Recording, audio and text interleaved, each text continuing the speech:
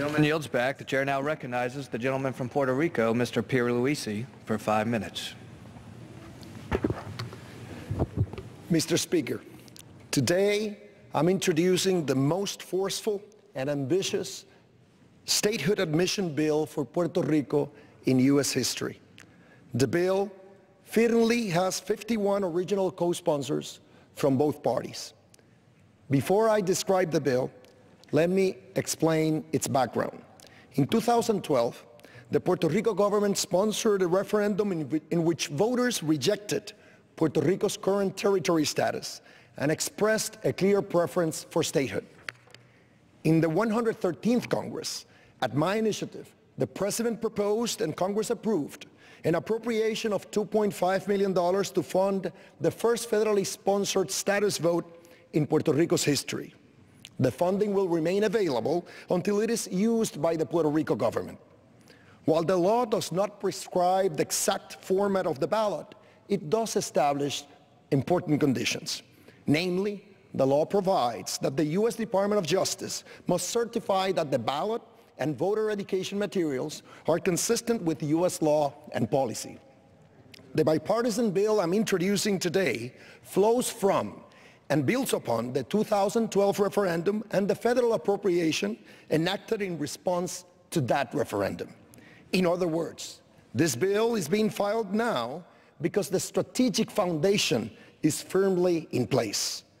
Every action I take is designed to advance the statehood cause because it is beyond dispute that territory status is the main source of Puerto Rico's grave economic and social problems.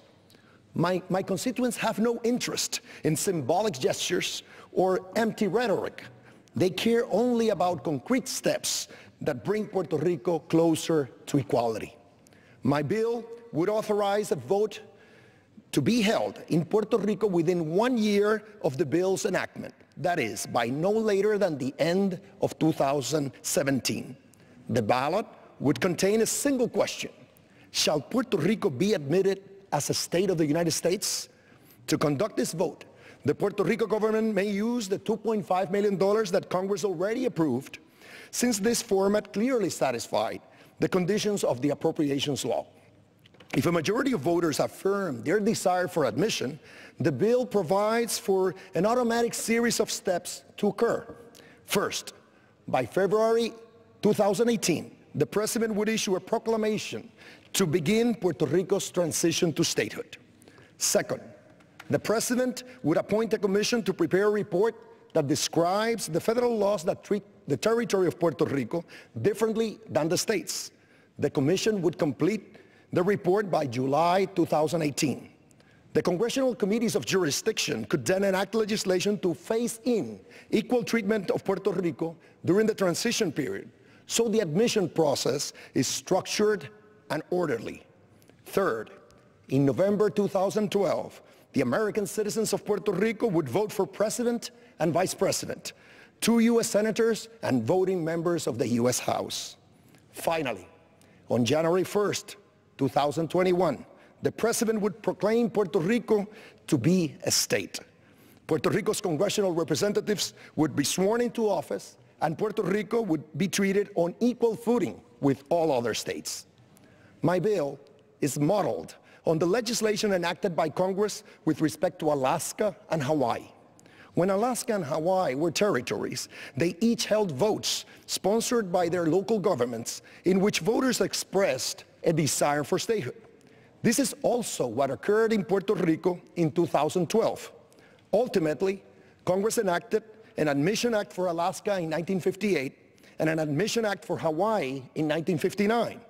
Those acts of Congress provided for admission to occur once a majority of voters in each territory affirmed in a federally sponsored vote that they desired statehood. That is precisely what my bill would do with respect to Puerto Rico. Every member of Congress who co-sponsors this bill is standing up for a powerful principle, which is this: the people of Puerto Rico are U.S. citizens. They have enriched the life of this nation for generations, and they have fought and died to defend her. Thus, If a majority of Puerto Rico's voters affirm their desire in a federally sponsored vote to become a full and equal part of the American family, the will of the people should be honored. Democracy requires no less. Thank you. The gentleman yields.